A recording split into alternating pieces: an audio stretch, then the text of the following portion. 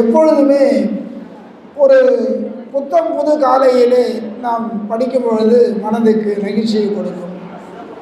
இவர் பெயரிலே பார்த்தீங்கன்னா மறுமலர்ச்சி என்கின்ற ஒரு அடைமொழியை கொண்டிருக்கிறார் இந்த கவிஞர்.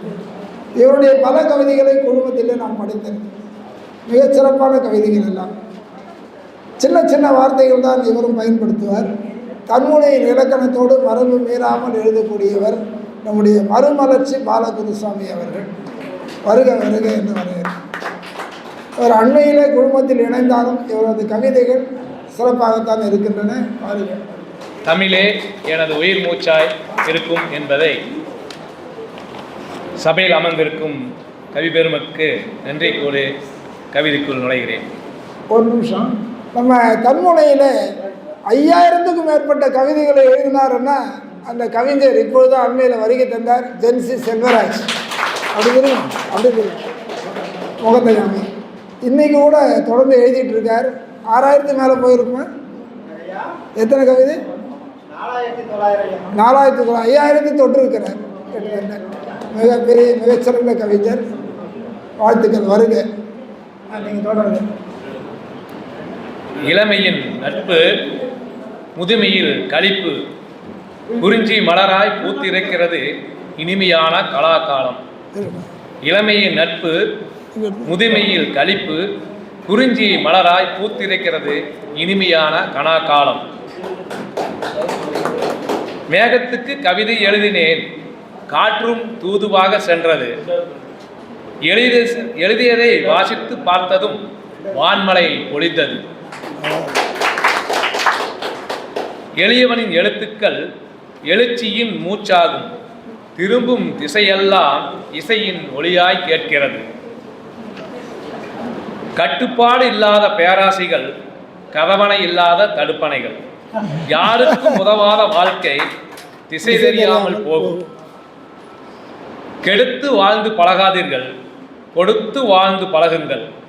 ஒருமையிலும் பேசாதீர்கள், தனிமையே உன்னை கொள்ளும். நன்றி, வணக்கம். மிகச்சிறப்பு. அருமை அருமை. நான் சொன்னேன் இல்லையா, சின்ன சின்ன வார்த்தைகள். இதில் பாருங்கள்.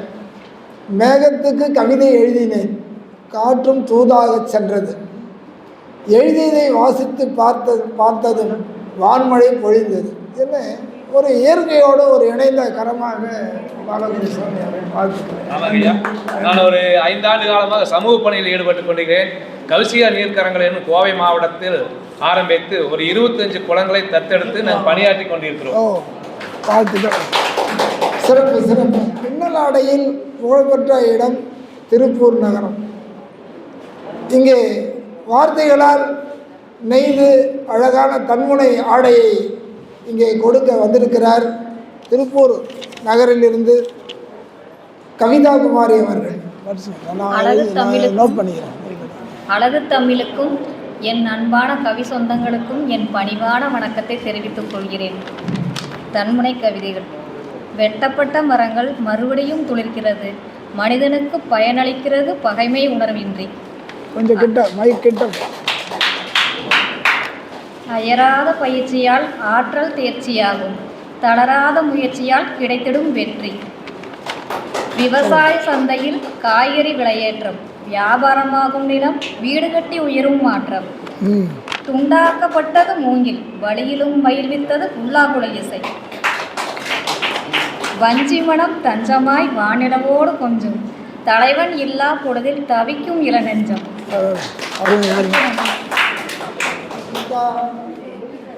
குமாரி திருப்பூரிலிருந்து ரொம்ப அழகாக கவிதைகள்லாம் எழுதியிருக்காங்க. இதில் பார்த்திங்கன்னா அயராத பயிற்சியால் ஆற்றல் தேர்ச்சி ஆகும் அப்படின்னு சொல்லிட்டு தளராத முயற்சியால் கிடைத்திடும் வெற்றி என்று அழகான ஒரு தன்னம்பிக்கை வரிகளை கொடுத்திருக்கிற வாழ்த்துக்கள். அடுத்தபடியாக கோவை மாநகரிலிருந்து கவிஞர் க ஜெயச்சந்திரன் வசீகரன் என்கின்ற ஒரு அடைமொழியோடு வந்திருக்கிறார். புனைப்பெயரில் கோவை நகரிலிருந்து அதிகப்படியான கவிஞர்கள் வருகை தந்திருக்கிறார்கள். இவர்களுக்கு வாழ்த்துக்களை சொல்லிக் கொள்வோம். அன்னை தமிழுக்கும் தலைமைக்கும் அவைக்கும் ஆன்றோருக்கும் சான்றோருக்கும் கவிஞர்களுக்கும் என்னுடைய அன்பான வணக்கங்கள். எழுத்திற்கு நான் பழையவன் என்றாலும் இந்த தளத்திற்கும் களத்திற்கும் கவிதைக்கும் நான் புதியவன். ஆகவே இதில் தவறுகள் இருந்தாலும் கூட ஏற்றுக்கொள்வீர்கள் என்ற நம்பிக்கையோடு வாசிக்கிறேன். காதல் பிரியும் வரை இணைந்திருப்போம், நாமே பிரிந்தால் தேற்றிக்கொள்வோம். பிரியும் வரை இணைந்திருப்போம், நாமே பிரிந்தால் தேற்றிக்கொள்வோம். அன்பு ஆறுதலும் உதவியும் அளித்துக் கொள்கின்றோம், அன்பையே இருவரும் பகிர்ந்து கொள்கிறோம். ஆறுதலும் உதவியும் அன்பையே இருவரும் பகிர்ந்து கொள்கிறோம். வாழ்க்கை வாழ்க்கையின் வழிகள் வலிமையை குறைத்தது, அனுபவித்த பின்தான் அறிவுக்கு உரைத்தது. வாழ்க்கையின் வழிகள் வலிமையை குறைத்தது, அனுபவித்த பின்தான் அறிவுக்கு உரைத்தது. பண்பு ஒருவரை எப்போதும் கலங்க எரிந்தக்கல் திரும்பவும் வரலாம் வந்திடும். ஒருவரை எப்போதும் கலங்கப்படுத்தாதீர், எரிந்தக்கல் திரும்பவும் வந்துடும். தேர்வு கல்வி, காதல், பணி, வாழ்க்கை இவற்றை தேர்ந்தெடுங்கள், கவனம் சிதறினால் தோற்க நேரிடும். கல்வி, காதல், பணி, வாழ்க்கை இவற்றை தேர்ந்தெடுங்கள், கவனம் சிதறினால் தோற்க நேரிடும்.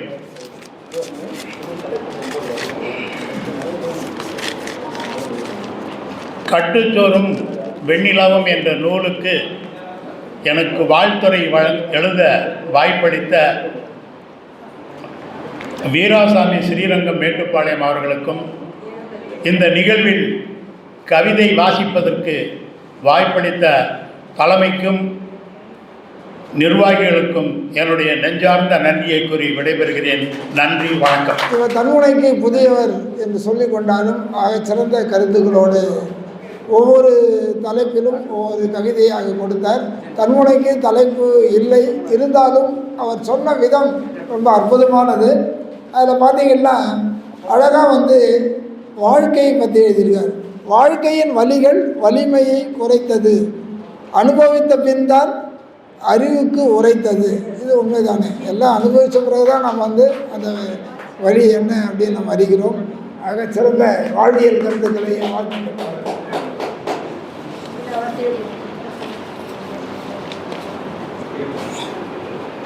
தன்முனை கவிதைகள் குழுமம் என்றாலே அது தனித்துவம் மிக்கது என்று அனைவருக்கும் தெரியும். நிறைய விழாக்கள் நாங்கள் நடத்துவதில்லை, ஏதோ சில கவியரங்கங்கள் அவ்வப்போது மேடைகளிலே நடத்தியது உண்டு. அமெரிக்க முத்தமிழ் பல்கலைக்கழகம் முதலிலே தன்முனை கவிதைகளுக்கு என்று ஒரு பட்டய வகுப்பை தொடங்கி தொடர்ந்து 3 ஆண்டுகளாக கவிஞர்களுக்கு பட்டயங்களை வழங்கி வருகிறது. அதனுடைய வேந்தர் வருகை தந்திருக்கிறார், சென்னைக்கு வந்துவிட்டார். நம்முடைய சிறப்பு விருந்தினராக அவரை தான் அழைத்திருக்கிறோம், சீஃப் கெஸ்ட்டாக. அவர் இன்னும் ஒரு 2 மணிகளிலே வந்து விடுவார். இப்பொழுது அவர் வருகை தந்ததும் நாம் நூல்கள் வெளியீடு முன்னமே தான் நான் ஆரம்பித்தா கூட அந்த ஆய்வு நூலை பிரதானமாக அவர் வெளியிடுவதாக இருக்கிறார். அவர் வெளியிட்ட பின் கவிஞர்களுக்கு விருதுகள் வழங்கப்படும். அடுத்தது இந்த குழுமத்திலே நிர்வாகியாக புதியதாக இணைந்திருக்கிறார்.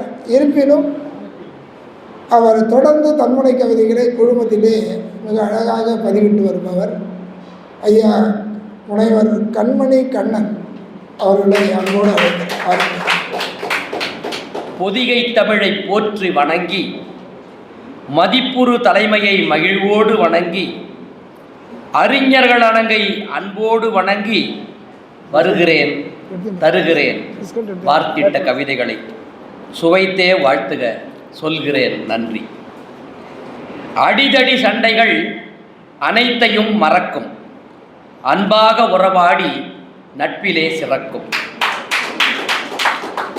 சிறப்புற வாழ தந்திட்ட சீதனம் கருத்து பிறழ்வால் காலனாய் போகுதே. எல்லைக்குள் இச்சைப்படி சுதந்திரமாய் இயங்கு, தாய்நாடே உயிரென்று தினந்தோறும் வணங்கு. ஏட்டில் மட்டும் கற்பது அல்ல, அனுபவம் யாவும் பாடமே வெல்ல. ஏட்டில் மட்டும் கற்பது அல்ல, அனுபவம் யாவும் பாடமே வெல்ல. உயிரில் இருந்து உயிரொன்று பிறக்குது, துயரமாய் சில நேரம் மருத்துவம் தோற்குது. உயிரிலிருந்து உயிரொன்று பிறக்குது, துயரமாய் சில நேரம் மருத்துவம் தோற்குது. வாய்ப்பினை நல்கிய தன்முனை குழும அனைவருக்கும், எங்கள் தன்முனை கவிதை எண்ணங்களை எங்களுக்குள் விதைத்து விருட்சமாக்கி எங்களையும் இந்த தோட்டத்திலே ஒரு நெடுமரமாக உயர்த்தி கொண்டிருக்கும் பிதாமகர் கானா கல்யாண சுந்தரம் அவர்களுக்கும் என்னுடைய நன்றியை திருத்தாக்கி விடைபெறுகிறேன். நன்றி நன்றி ஐயா. அந்த கடைசி கவிதையை படித்தார், அது என்னன்னு நினைக்கிறீங்க? அதில் ஒரு படிம கருத்தை உள்ளடக்கி எழுதிய கவிதை. உயிரில் இருந்து உயிர் ஒன்று பிறக்கிறது, துயராமல் சில நேரம் மருத்துவம் தோற்குது. இது என்ன தலைப்பு வச்சுருப்பார்? அதான் அவர் தலைப்பு படிக்க வேணும்னு சொன்ன காரணமே அதுதான். தலைப்பு வந்து பிரசவம். ரொம்ப நல்ல ஒரு படிம கருத்தை உள்ளடக்கிய ஒரு தன்முனை. ஐயா கண்மணி கண்ணன் அவர்களுக்கு வாழ்த்துக்கள், மகிழ்ச்சி. நீங்கள் நிறைய முகநூலில் பார்த்துருப்பீங்க.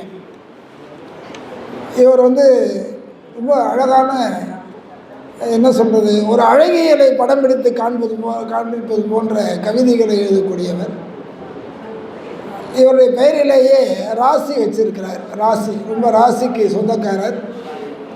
இராசி பாலகுமார் அவர்கள் மிக அற்புதமான தன்முனை கவிதைகளை எழுதுவது மட்டுமல்ல, அவர் இப்போதில் வந்து மற்ற கவிஞர்களை பாராட்டக்கூடிய நல்ல மனம் கொண்டவர். அவர்களை வருகை என்று அழைக்கிறோம். புது கவிதை வடிவில் இந்த கவிதையை இயற்றியிருக்கிறேன். கானா கல்யாண சுந்தரம் ஐயா அவர்களுக்கு சகோதரனின் அன்பு வணக்கம். அகில் புகையும் சந்தனமும் என் வணக்கத்தில் மணக்கும். எல்லோருக்கும் இவரிடம் இணக்கமும் ஈர்ப்பும் உண்டு. இளம் கவிஞர்களுக்கு கலங்கரை விளக்கமானவர். கவிதைக்கு முகவரியும் முகமும் கொண்டவர் இவரே. உமது பார்வை விரிந்த பார்வையாகும். தன்முனை கவிதைகளை படைப்பவர் இவர். நேர்கொண்ட பார்வையும் நீள் பயணித்திடம் திறமும் பெற்றவர். கதிரவனை எழுப்பிவிட்டு நடைப்பயிற்சியினை கொண்டிடுவார். வெண்மதியினை பின்னர் உறங்கிடச் செல்வார். தரணி எங்கிலும் புத்துணர்வோடு பயணம் மேற்கொள்வார். தன்முனை கவிதைகளின் தன்னிகரில்லா பிதாமகர் இவர். வையகமும் வானகமும் என்றும் உங்களை போற்றிடும். தமிழர்களின் இளைய தலைமுறையினருக்கு வழிகாட்டி இவரே. கவிதையில் நயாகரா நீரே, களங்கம் இல்லாதவரே. தொட்டனை தூரும் மணற்கேணி கவிச்சுடர் இவரே. இளமை தொட்டு தமிழ் இலக்கியம் என்றும் செய்பவரே. உள்ளத்தில் இளமையோடு சிந்தனை பெற்றவரே.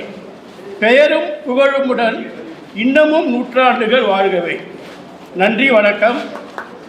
ஐயாவை பற்றி குறிப்பிடும்போது பிப்ரவரி மாதம் வெளியான வானம் தொடும் வரிகள் தன்முனை கவிதை நூலில் எனது கவிதையும் பங்களிப்பு பெற்றது.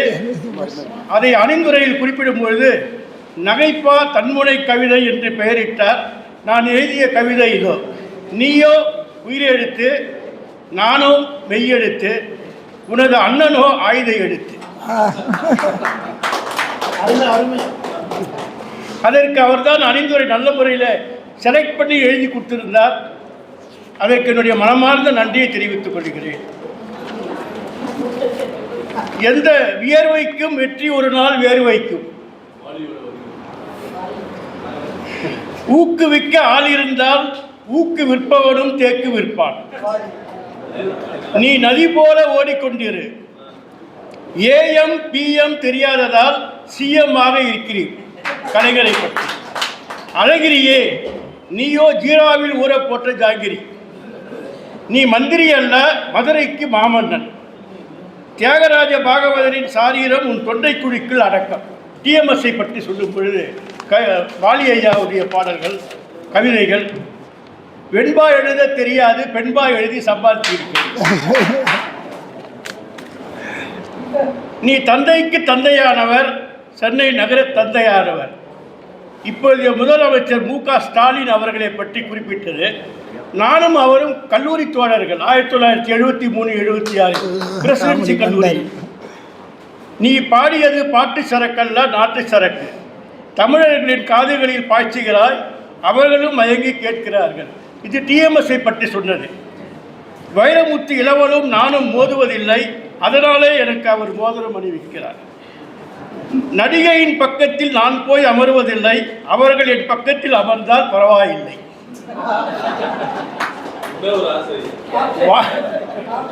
கவிகளை அப்போவே அவருக்கு வயது 80 இல்லையா? வணக்கம், முடித்துக் கொள்கிறேன். வாய்ப்பளித்தமைக்கு நன்றி. ராசி பாலகுமார் அவரை நம்ம எல்லாம் மகிழ்ச்சி கடலிலே ஆழ்த்தினார். தன்முனையில் எழுதினாரோ இல்லையோ என்பது கேள்விக்குறி.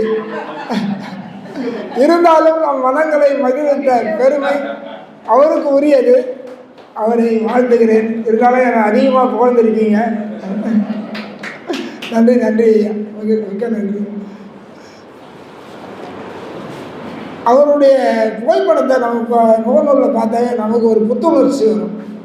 ராசி பாலகுமார். ஆனால் அவருடைய எழுத்துக்களுடைய வலிமை பார்த்தீங்கன்னா நல்லா இருக்கும். அவருக்கு வாழ்த்துக்களை தெரிவித்துக் கொள்கிறேன். ஆமாம், வாசிக்க சொல்லுங்க. தன்முனை தான் வாசிக்கணும். தன்முனை கவிதையாக இருக்கணும். வாழ்த்து சொல்லணும்னா சொல்லுங்கள். அடுத்து நம்முடைய செயற்குழுவிலே அங்கம் வகிக்கின்றவர் யா மகேஷ், கவிஞர் யா மகேஷ் அவர்கள் இப்பொழுது தன்முனை வாசிக்க வருகை தருகிறார். இளைஞர், மிகவும் சுறுசுறுப்பானவர். அவர் நம்முடைய கவிதை நதி ஓட்டத்திலே புது வெள்ளமாக வந்திருக்கிறார். யா மகேஷ், வருக வருக.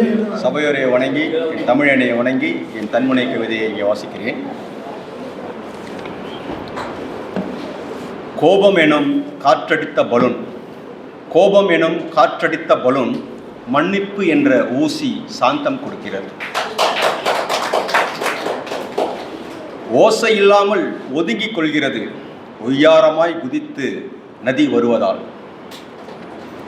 பாதம் நனைத்து போகிறது மழை, தலை நனையாமல் குடை பிடித்த போது. பாதம் நனைத்து போகிறது மழை, தலை நனையாமல் குடை பிடித்த போது. பூக்களை பறிக்காதே புத்தக நூல் விழா, பூக்களை பறிக்காதே புத்தக நூல் விழா. எத்தனை பூக்கள் பறித்தார்களோ ஆள் உயர மாலை.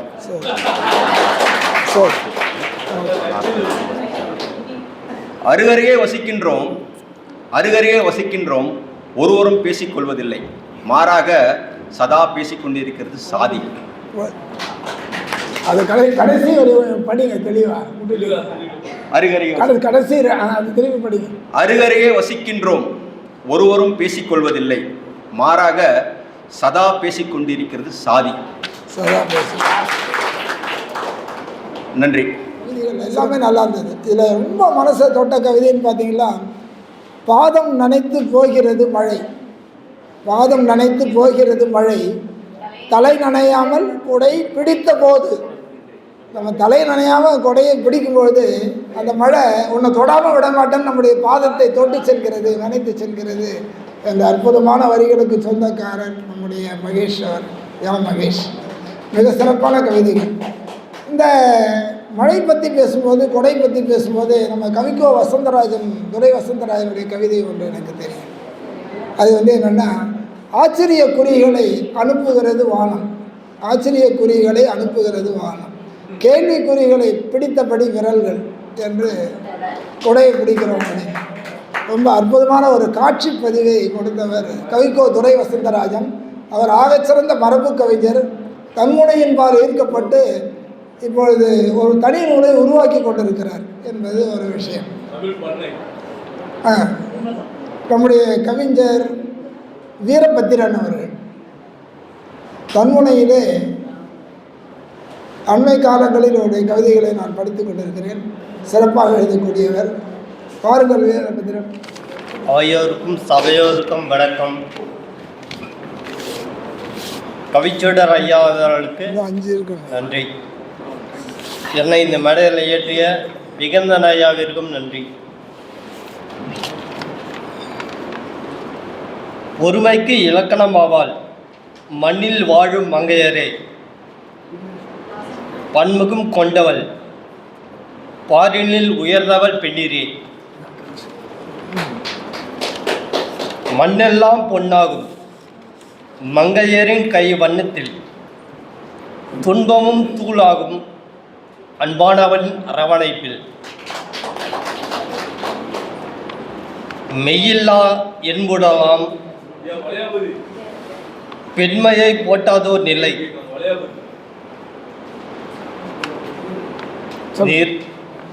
நிறைந்தோறும் அடைந்திடுவார் அறிவு குருடரனும் இழிநிலை.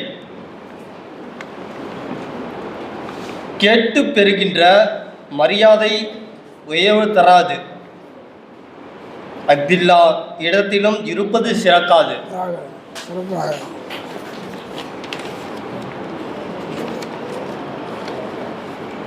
வெற்றியின் கதவை தோல்வியான் திறக்கும்,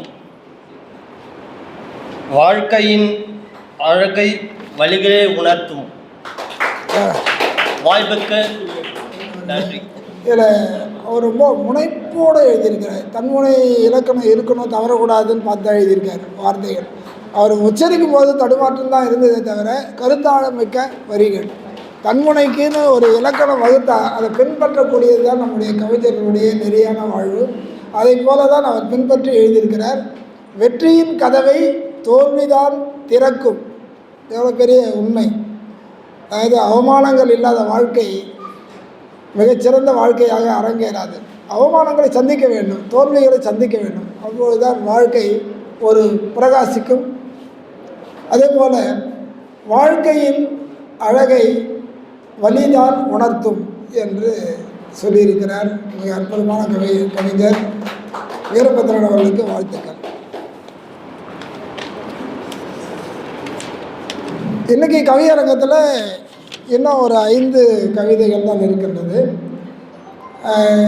இன்றைக்கி வாசித்த கவிதைகளில் சிறந்த 2-3 கவிதைகளை தேர்ந்தெடுத்து ஒரு நூலாக்கம் செய்வதாக இங்கே நூலடி பதிப்பகம் கன்னிக்கோயில் ராஜா அவர்கள் என்னிடம் அறிவித்திருக்கிறார். அவருக்கு ஒரு கைத்தட்டலை கொடுப்போம். மாதங்கள் என்கின்ற வரிசையிலே தன்முனை கவிதைகளை மாதந்தோறும் தமிழ் மாதங்களுக்கு ஏற்ப இப்பொழுது அரங்கேற்றி வருகிறார். தன்முனை கவிதைகளை பதிப்பகங்கள் முன்வந்து பதிப்பிக்கின்றன என்றால் அதிலே இவருடைய பதிப்பகம் நூலேடி ஒன்று. அடுத்ததாக இப்பொழுது அண்மையிலே உதித்திருக்கின்ற அம்மாச்சி பதிப்பகம், அதாவது நம்முடைய விகந்தன் அவர்களுடைய பதிப்பகம். அடுத்த எடுப்பிலேயே அவர் 5 பேருடைய கவிஞருடைய நூல்களை இங்கே வெளியிடுகிறார். தொகுப்பு நூல்களையும் மிகச்சிறப்பாக பண்ணிக்கொண்டிருக்கிறார். அதே போல் தன்முனை கவிதைகள் முதல் தொகுப்பு நூல் பார்த்திங்கன்னா நம்முடைய வதிலை பிரபா அவர்கள் தான், ஓவியா பதிப்பகம். மிகச்சிறந்த முறையிலே நான் நீ இந்த உலகம் என்கின்ற ஒரு அற்புதமான ஒரு நூல்.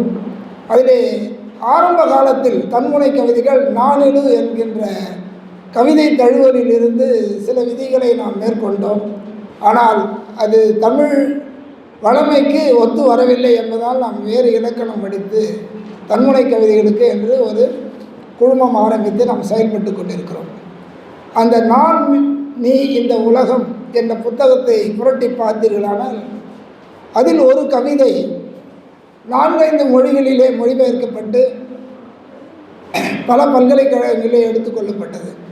ஆனால் அந்த கவிதைக்கு சொந்தக்கார கவிஞர் இங்கே வரவில்லை, சுமதி சங்கர் என்று. நான் உன்னை எண்ணில் பார்க்கிறேன், நான் உன்னை எண்ணில் பார்க்கிறேன் வித்தின் மீ. அடுத்த 2 வரையும் பார்த்தீங்களா, நீயோ என்னை எண்ணில் பார்க்கிறாய். நம்பர்ஸ், எண்ணில் எண்ணில் எண்ணில் என்கின்ற வார்த்தை விளையாட்டை கொண்டு அற்புதமாக வடித்தவர். பெண்களெல்லாம் வேலைக்கு சென்று பணம் சம்பாதிக்க வேண்டும் என்கின்ற ஆவலுடன் தான் ஆடவர்கள் காத்திருக்கிறார்கள் என்கின்ற ஒரு படிம கருத்தை உள்ளடக்கிய கவிதை. அது அமெரிக்க முத்தமிழ் பல்கலைக்கழக பாடங்களிலே எடுத்துக்கொள்ளப்பட்டிருக்கிறது. அதே போல் ஓசூர் மணிமேகலை பல கவிஞர்களுடைய கவிதைகள் அமெரிக்க முத்தமிழ் பல்கலைக்கழகத்திலே பாடத்திலே நடத்தப்பட்டிருக்கிறது. இப்படி தான் தன்முனை கவிதைகள் அமைய வேண்டும்.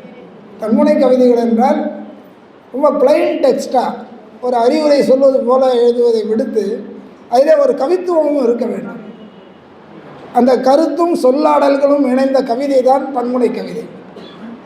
எப்படி காமராசன் தான் இந்த தன்முனை கவிதைகள் என்பது அப்போ அவருக்கு கிடையாது. அவர் குறுங்கவிதைகளிலே ஒரு கோமான், குறுங்கவிதை கோமான் என்று சொல்ல வேண்டும். மறைந்த காமராசன் திரைப்பட பாடலாசிரியர். அவர் எழுதின அற்புதமான 4 வரிகள் நான் எல்லா மேடையிலையும் சொல்லியிருப்பேன். எனக்கு மலர்களை விட முட்களைத்தான் பிடிக்கும் என்று முதல் 2 வரி. எனக்கு மலர்களை விட முட்களைத்தான் பிடிக்கும். அடுத்த 2 வரி பாருங்கள். காரணம் அவை தொட்டவுடன் இரத்த பாசத்தை காட்டுகின்றன. ஐயோ முள்ளு குதிரிச்சே ரத்தம் வருதேன்னு கதறாதீங்க. என்ன அது இரத்த பாசத்தை காட்டுகிறது என்கின்ற ஒரு பாசிட்டிவ் அப்ரோச் என்று சொல்வார்களே, அதுதான் அருமையான வரிகள். இது மாதிரி தான் இது அப்பொழுதே எழுதப்பட்ட ஒரு தன்முனை. இப்படி தான் தன்முனை கவிதைகள் வர வேண்டும் என்பதை நான் ஏன் மத்தியில் சொல்லிகிட்டு இருக்கேன்னா, இது ஒரு பயிற்சியாக கூட கவிஞர்கள் வந்திருக்கீங்க, எல்லாருக்கும் தெரியும். புதிய கவிஞர்களுக்கு ஒரு விளக்கமாக அமையும். மன்னிக்கவும், இந்த விழாவிற்கு யுனைடெட் ஒர்க்கர்ஸ் யூனியன் சிஐடியுடைய பொதுச் செயலாளர், எல்லோரும் கவிஞர்களாக நாம் இங்கே கூடியிருக்கின்ற வேளையில் சதாகாலமும் தொடர்ந்து தொழிலாளர் நலனில் அக்கறை கொண்டு தொழிலாளர்களுக்காக பாடுபட்டு கொண்டிருக்கக்கூடிய ஒரு இடதுசாரி சிந்தனையாளர் திரு KD ஜோஷி அவர்களை வேலைக்கு வரும்போது நடந்து கொண்டிருக்கிறது. ஐயா கூப்பிடுங்க.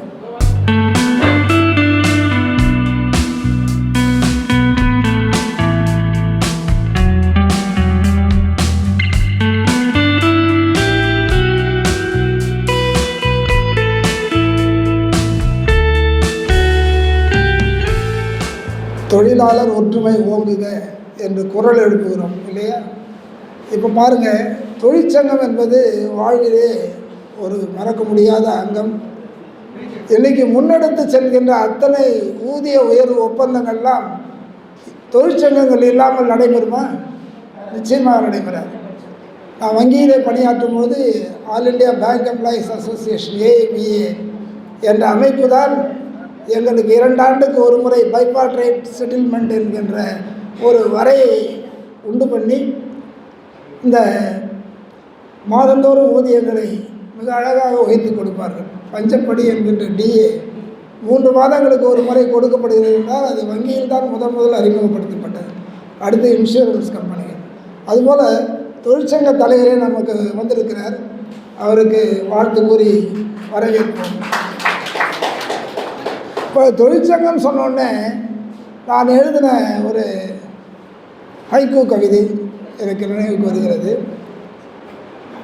கூட்டத்தின் ஊர்வலத்தின் இறுதியில் நடந்தால் என்ன அப்படின்னு முதல் 2 வரி, 3வது வரி குரல் எழுப்பி நட என்பது